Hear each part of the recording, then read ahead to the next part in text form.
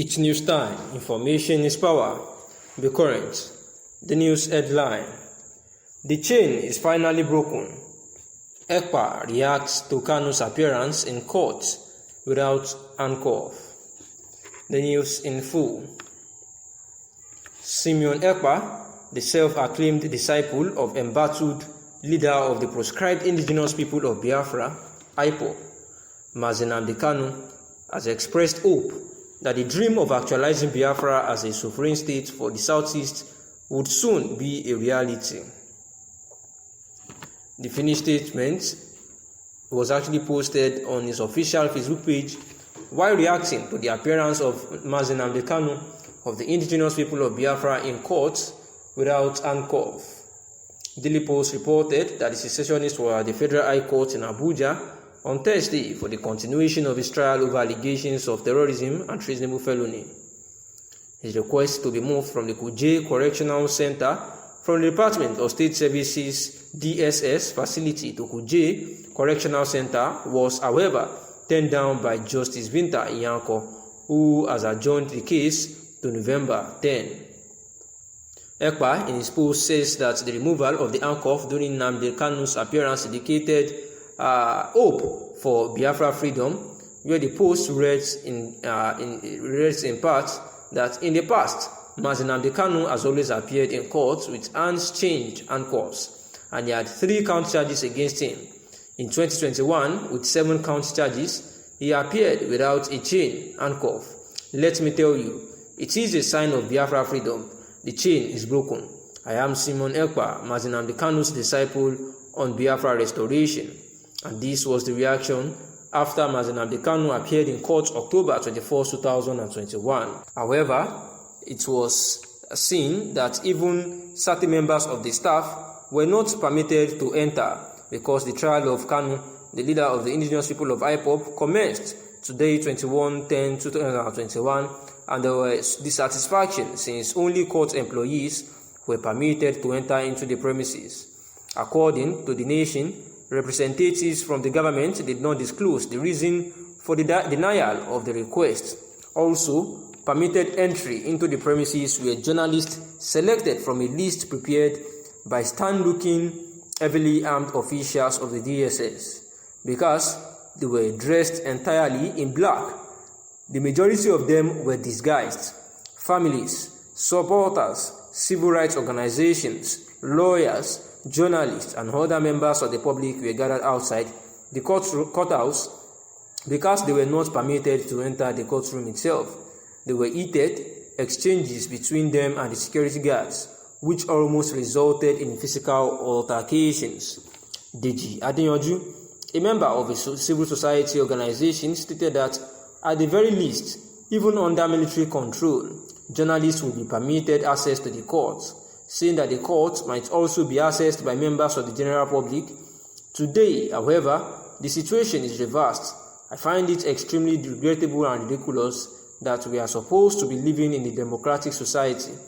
Essentially, Nigerians should be aware that the President Muhammadu Buhari government has suspended the constitution and that the country is presently under military rule. The statement read. Another group of people who shouted out stated that it was undemocratic and several promised to pursue the matter further. However, the federal government has been warned to ensure open trial for Nnamdi Kanu. Indigenous Biafra Warriors, a pro-Biafra organization, has called on the federal government to guarantee that Nnamdi Kanu's trial in court today, Thursday, is conducted openly.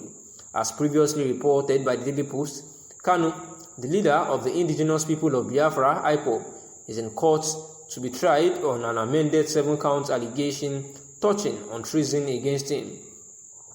Mr. Ndubui Siagu, the head of the indigenous Biafra Warriors, said in a press conference late Wednesday night that a secret trial of IPOB leader would send the wrong signal. He claims that Kanu remains a freedom fighter and a criminal contrary to what the government would have the public believe. Agu is a founding member of the movement for the actualization of sovereign states of Biafra, known as MASO. Today is the big day, and expecting and hoping that the administration will do nothing but what is right. And the proper course of action is for Kanu to be charged today in court, in a public courtroom. Nobody should be discussing a covert trial of a Biafran freedom warrior at this time. We have read the new allegations against him, and we are all aware that it is all about giving a dog a bad reputation to hang it, the statement read. Agu recommended that the federal government proceed with the release of Nnamdi Kanu unconditionally, emphasizing that he is simply an agitator, and the federal government is well aware of these facts.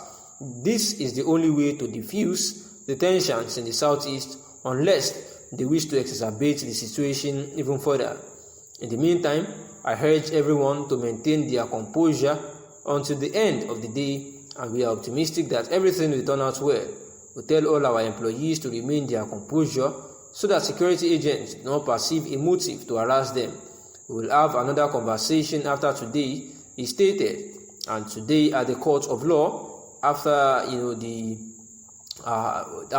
preparations, write-ups here and there, just like this that I just read, that Mr. Ndubu Isiagu, who happens to be the head of the indigenous Biafra warriors, has said that they would not agree to a secret trial of the IPOB leader Nnamdi Kanu, that it would actually send the wrong signal, saying that Kanu was actually a freedom fighter and not a criminal, and therefore, contrary to the what they believe, Agu is one of the founding members of the movement of the actualization of sovereign state of Biafra, which is MASOB, saying that at the court today they shall see where the stuff is going to end.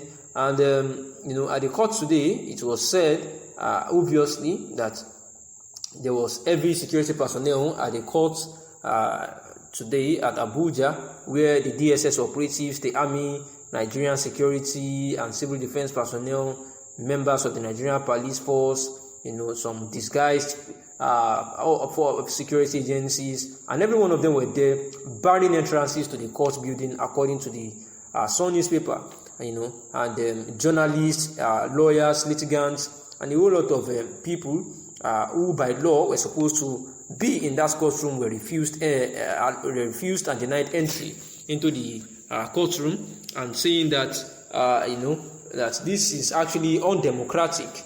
That even during the military, Dejade Oju, who is actually a civil rights activist, said that even during the military regime, pressmen, journalists were allowed into the courtroom. But today, it seemed not to be the same, that even families, supporters, civil rights organizations, lawyers, and other members of the public were gathered outside the courthouse because they were not permitted to enter into the courtroom, except those that are on the list, a list that was being held by the security agencies there, and anyone who is not on the list were denied entry. Thanks for listening.